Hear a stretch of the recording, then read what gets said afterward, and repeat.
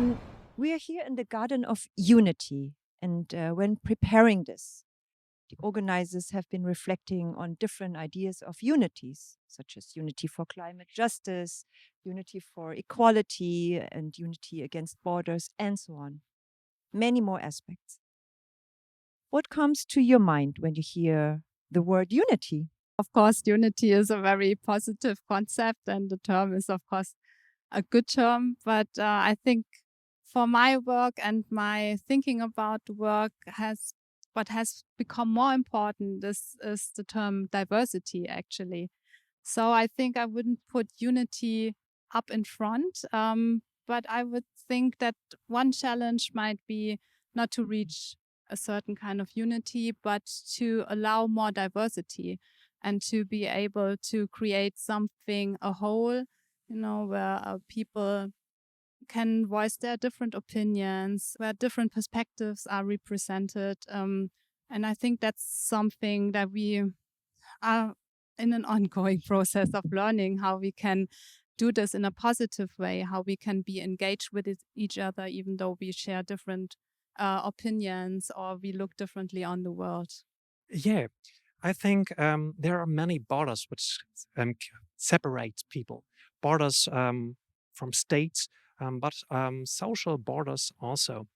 And unity means for me that everybody got the same opportunities to be a part of our society.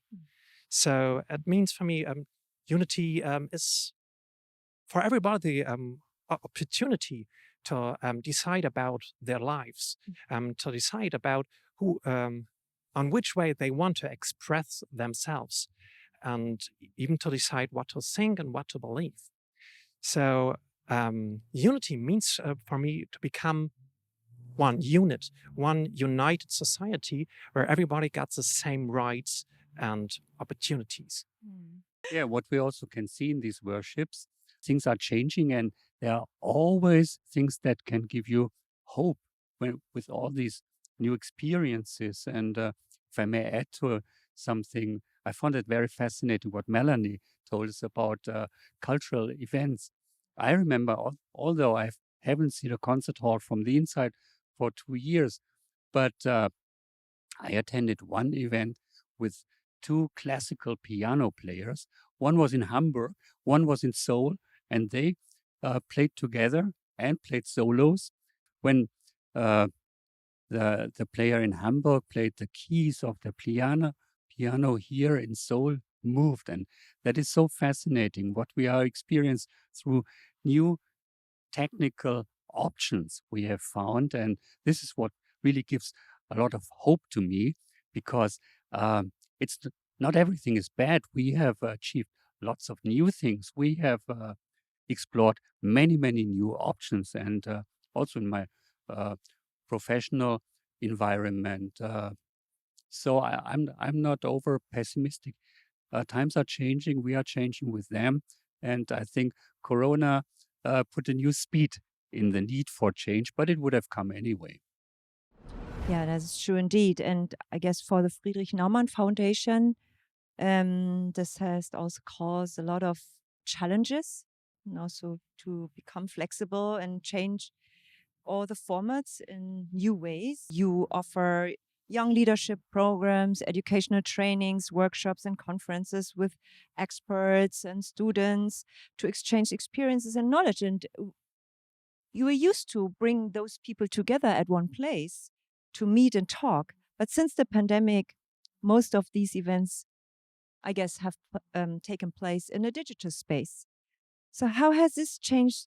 How has this changed the way of interaction and outcome also of the programs compared to former times? And would you say that this digital format still creates a meaningful connection for people personally and also professionally? Huh. Well, this is a very nice question, and I don't know if I should start with the good or with the rather bad aspects of this change. I will try to present you both. For example, the young leadership seminars. That was so nice because we reached people from 17 nations in this format. Some of them were here in Korea, others were in their home countries. And so you are connected very, very differently. And there are you also can create new contacts. And we like that very much. And the discussions we had were very intensive and very good on a very high level. On the other hand, I tried to figure out, well, how would that have been if we had convened these young people, these young leaders at a place just to spend some more time with direct discussions and all that. But this is something we cannot have at the moment. Yes, we have switched to online formats very intensively. In our case, mostly it's hybrid. That means we have fewer people at the place where we are recording that, where we are convening the experts, and most of the audience is online. And now the let's say the touchy part. Not everything is positive. If we see our own online behavior, and we have to be honest with that, well, you are sitting in the office, are following what's going on in this conference or in this seminar, the door opens and somebody says, well, can we talk for a few moments? Yes, of course they can. It's not so easy to explain that you have to stick with it over this whole 4 hours or whatever. And if I see my own behavior, I have to admit, and if I imagine seeing my own behavior, how other people deal with our conference, which are brilliant and extremely interesting, but people are as they are. You always have to see it's again, if you're really locked in a conference room and cannot leave your place and have to follow what is going on stage and in the panel, it's a different situation than seeing it online. And this is something we have to keep in mind, and we should not overrate the effects of our online events, although we do our utmost best to reach best results, of course. Yeah,